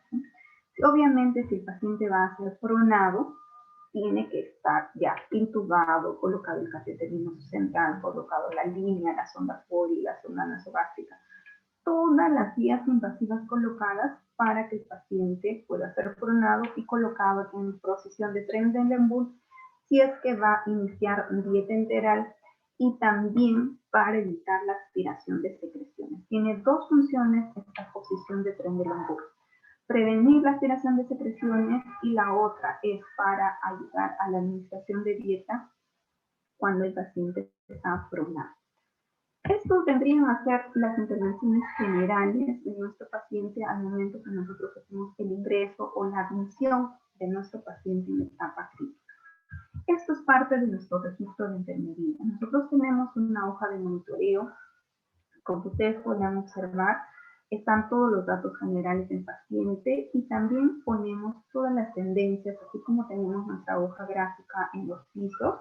Tenemos nuestra hoja gráfica también de funciones vitales que están monitoreadas cada hora, como la presión arterial media, la frecuencia cardíaca, la temperatura, la frecuencia respiratoria, GDG, la de Glasgow. Todos estos parámetros están registrados en esta hoja de monitoreo. Esta hoja de monitoreo que les muestro, que es una partecita, esto nos simula a la hoja gráfica. Y cuando hablamos de un balance hídrico, nosotros tenemos también los ítems donde consideramos los ingresos y los egresos del paciente. Dentro de los ingresos están bioral, sonda nasogástrica, sonda nasoabdominal, agua libre podemos poner, las hidrataciones, medicamento endovenoso, medicamento por sonda, las soluciones hiperosmolares, transfusiones. Y acá miren en la parte baja, si recuerden que hablábamos de una bolsa perfusora al momento de que se colocaba la presión venosa central, la línea arterial o el gasto cardíaco, poníamos un check y considerábamos por cada una de ellas 3 centímetros. O sea, si yo estoy con línea arterial, presión venosa central y gasto cardíaco, son 9 centímetros por hora que yo debo registrar en mis ingresos, que son parte de mi balance hídrico. Y dentro de los egresos tenemos, ¿no?, la diuresis horaria, si tenemos residuos gástricos, secreciones, deposiciones, todos los tipos de drenajes, y también consideramos pérdidas insensibles y en los ingresos lo que es agua de oxidación. Y obviamente hacemos cada 6 horas o cada 12 horas, de acuerdo a la indicación que tienen las unidades, hacemos el cierre de balance hídrico. Dentro del CARDES de enfermería, la hoja de monitoreo en la parte anterior y posterior nosotros la trabajamos, y en la parte posterior tenemos todo lo que es el CARDES de enfermería, ¿no? Registramos, por ejemplo, la medicación, la dieta, qué tipo de dieta está recibiendo, en cuanto a los exámenes de laboratorio, si bien toman en la mañana, en la tarde, en la noche, qué exámenes, o sea, rayos X, placa de tomografía, resonancia, todos los exámenes radiodiagnósticos también se marcan. Las interconsultas, ha salido interconsulta a infectología, cardiología, todo se registra en esta hoja de carta. Y en cuanto a la medicación, se hace también el uso de los 5 correctos, ¿no? Obviamente la hoja está en nombre del paciente, ponemos la dosis correcta, la vía correcta y la medicación y a la hora que corresponde en este tipo de pacientes. Esta es la hoja gráfica de detalle, como les mencionaba, y miren, también podemos graficar, podemos poner en números la presión venosa central y la presión arterial media, y estamos también considerando como un quinto valor vital en nuestros pacientes la valoración del dolor también, ¿no?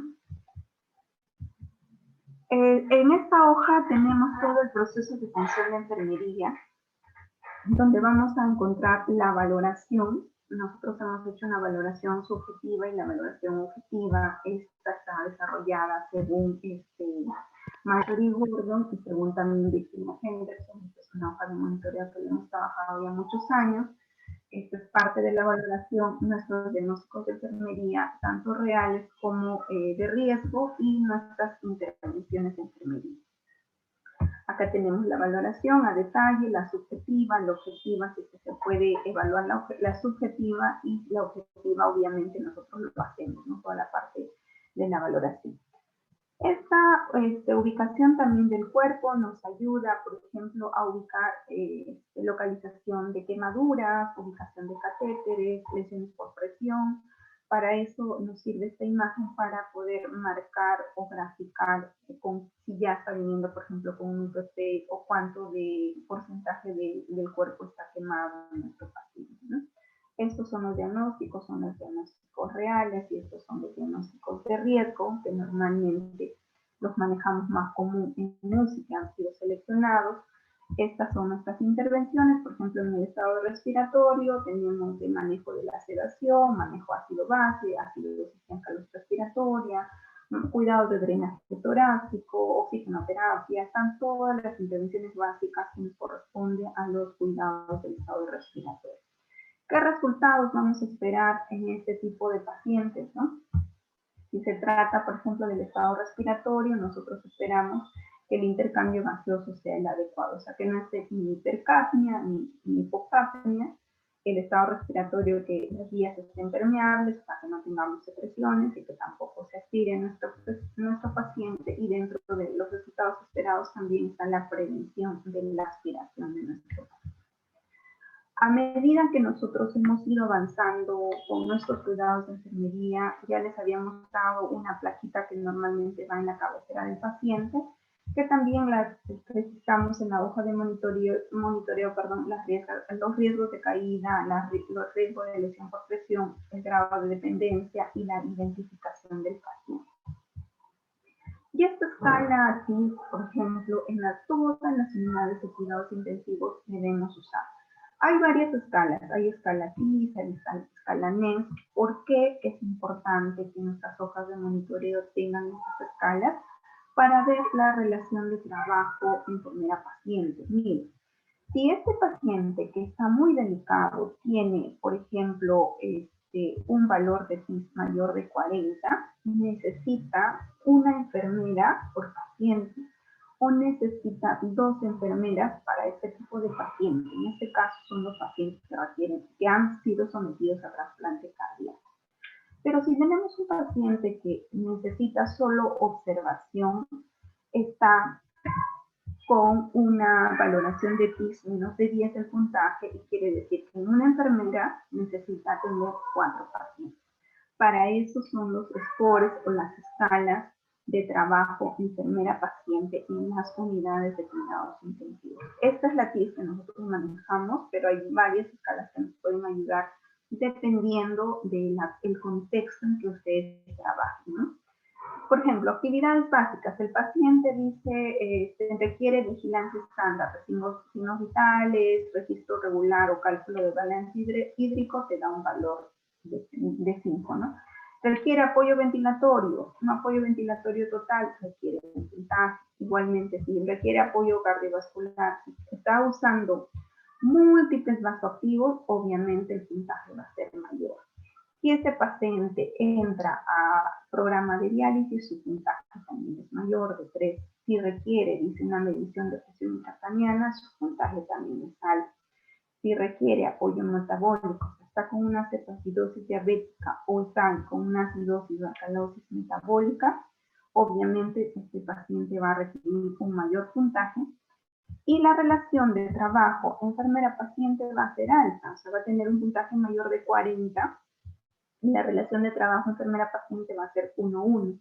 El paciente está crítico y necesita que un enfermero o una enfermera esté a cargo de un solo paciente. Para eso nos sirve esta escala de PIS. Hasta ahí nosotros tenemos todo lo que es la parte de equipamiento, la parte de atención o cuidados de enfermería, el trabajo personal técnico y el manejo terapéutico médico al ingreso del paciente en la unidad de cuidados intensivos. Es importante que también de la parte de enfermería nosotros brindemos información al familiar. Obviamente, si estamos en las áreas de UCI COVID, la información lo hace directamente el médico, pero también puede coordinar con la enfermera porque nos avisa qué necesita, se le puede informar al familiar, siempre estamos en coordinación. Si no fuera el contexto COVID, yo siempre salgo y le informo al familiar. ¿Qué le informas? ¿No? O sea, le informas sobre los horarios de visita, sobre la lista de materiales que requiere, el apoyo espiritual que necesita este paciente. Entonces, es importante que nosotros brindemos la información básica a los familiares sobre las actividades que se hacen en la unidad de cuidados intensivos, como visitas, informe médico, los materiales que requiere y siempre dar el apoyo espiritual, a informar. Si es que es posible que ingrese su sacerdote, facilitar.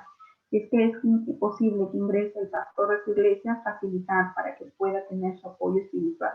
Muchos de estos pacientes en etapa crítica pueden ingresarse muy delicados y tal vez pueden salir y partir al más allá.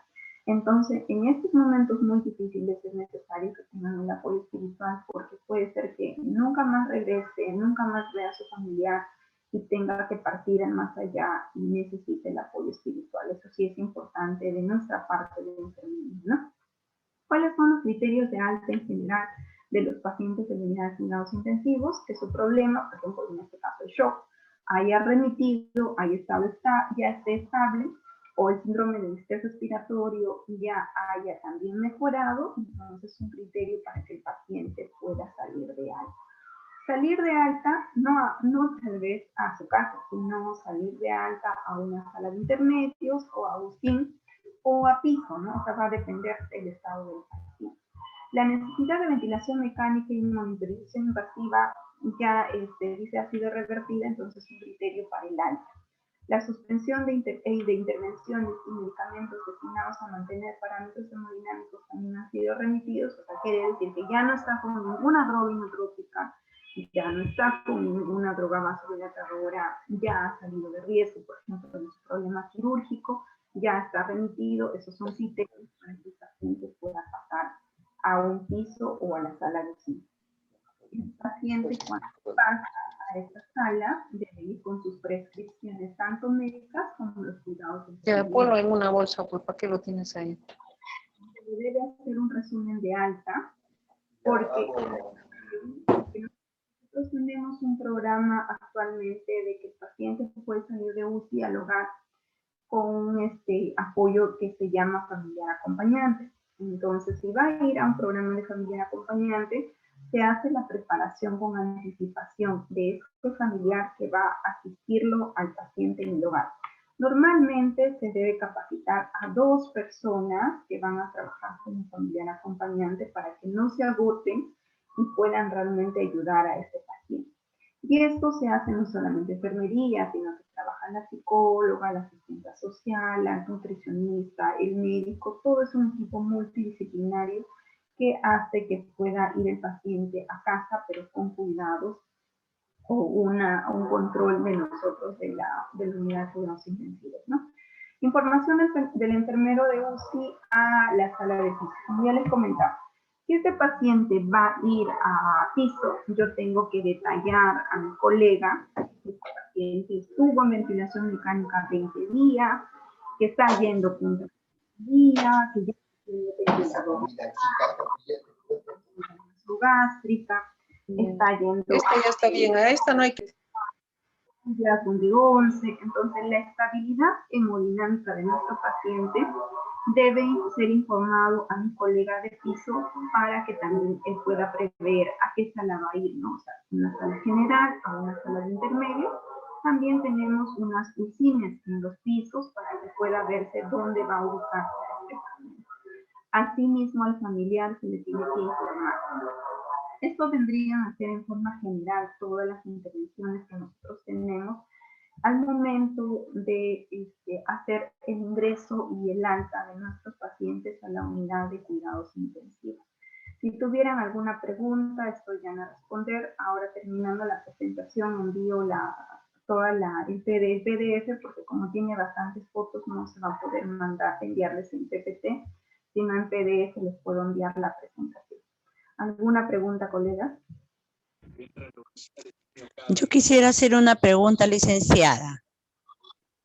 Después de colocación del catéter venoso central, ¿es obligatorio la placa radiográfica o también hay en alguna circunstancia o en alguna emergencia que no se tome y se aplique el medicamento directo? Sí, sí hemos hecho muchas veces eso. Son raras como les mencionaba, creo que las complicaciones son mínimas, las complicaciones, creo que ponía el ejemplo de 10-1 o de 20-1 que puede ubicarse mal el catéter venoso central, pero sí, si estamos en etapa crítica, se coloca el catéter venoso central y se inicia ya los inotrópicos porque está en riesgo la vida del paciente, ¿no? ¿Qué puede ocurrir? Puede haberse desplazado, puede ir, por ejemplo, para la zona yugular superior o puede ir para la parte del lado cerebral, que ha sido raro, ¿no? Pero la mayoría sí empezamos a utilizar el catéter venoso central de manera inmediata. Sí, Ya, muchas gracias, colega. Gracias. Generalmente cuando el médico coloca el catéter venoso central y coloca el tubo endotraqueal, nosotros ya a la mano tenemos la orden de rayos X y la enviamos rápidamente, ¿no? Y cuando el señor de radiología viene, toma la placa y ahora estamos viendo ya las placas digitales. Y ahí podemos observar, exagerando a la hora o a las 2 horas, podemos observar la ubicación correcta tanto del tubo endotraqueal como del catéter venoso central, y también de manera inmediata, si es que se hubiese ido el catéter venoso central a otro lado que no es la aurícula derecha, igualmente reposicionan de manera inmediata. Hay veces la UCI siempre tiene prioridad en cuanto a los controles, eso sí es cierto, ¿no? En piso demora más, pero en la UCI sí es más rápida la atención. ¿Alguna otra pregunta, colegas?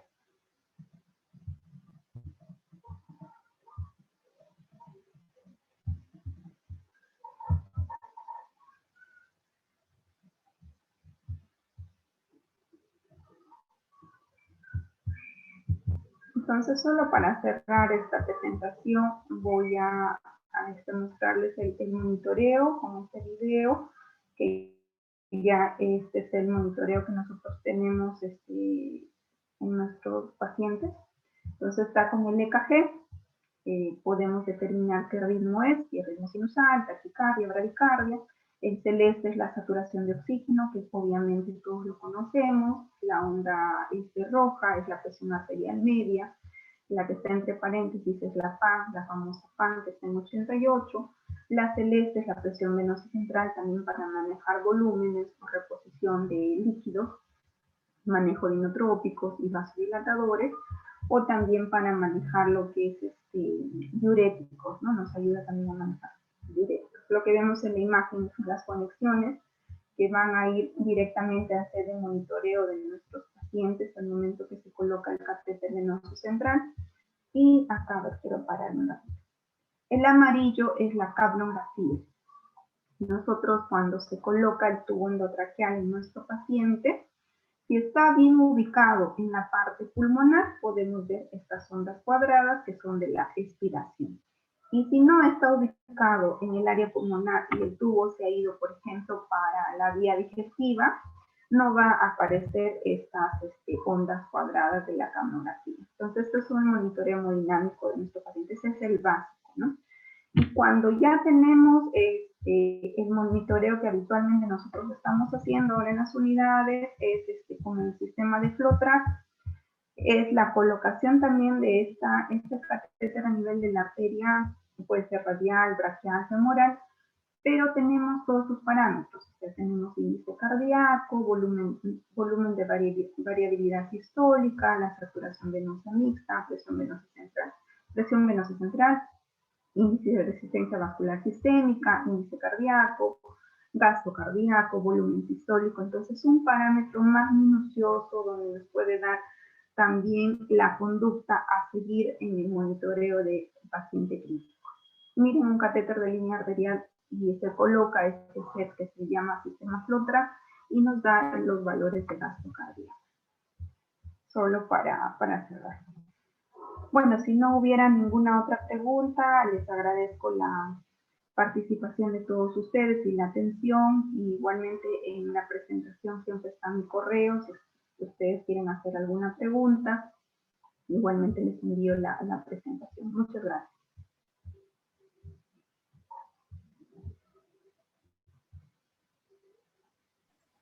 Acá hay una pregunta antes que me olvide, Víctor, acá dice, ¿cuáles son los criterios de extubación? Los criterios de extubación, por ejemplo, son paciente con Glasgow mayor de 13, paciente que tenga buen reflejo de oxígeno, buen reflejo nauseoso, que esté en modo CPAP, la ventilación mecánica, o en modo SIM, que tenga ya fuerza para poder tolerar bien la ventilación espontánea, ¿no? Esos son los criterios generales. Y obviamente que no esté con inotrópicos, ¿no? Que no esté con inotrópicos. No tenga noradrenalina, dopamina, dobutamina, no tenga analgesia, ¿no? Entonces, esos son más que nada los criterios para poder extubar a nuestro paciente en forma general. Tal vez no consideré en forma general, ¿no? los criterios de extubación, porque se habla en forma general los criterios para el alta de nuestro paciente. Es hemodinámica, los criterios ventilatorios en general, ¿no? Que haya respuesta toxígena buena en este contexto COVID, que debe haber una respuesta toxígena buena, ¿no? Eso sería más o menos en forma general los criterios para extubación. A ver, otra pregunta. Creo que eso no es la única. Muchas gracias, colegas, por todo. Gracias, Víctor.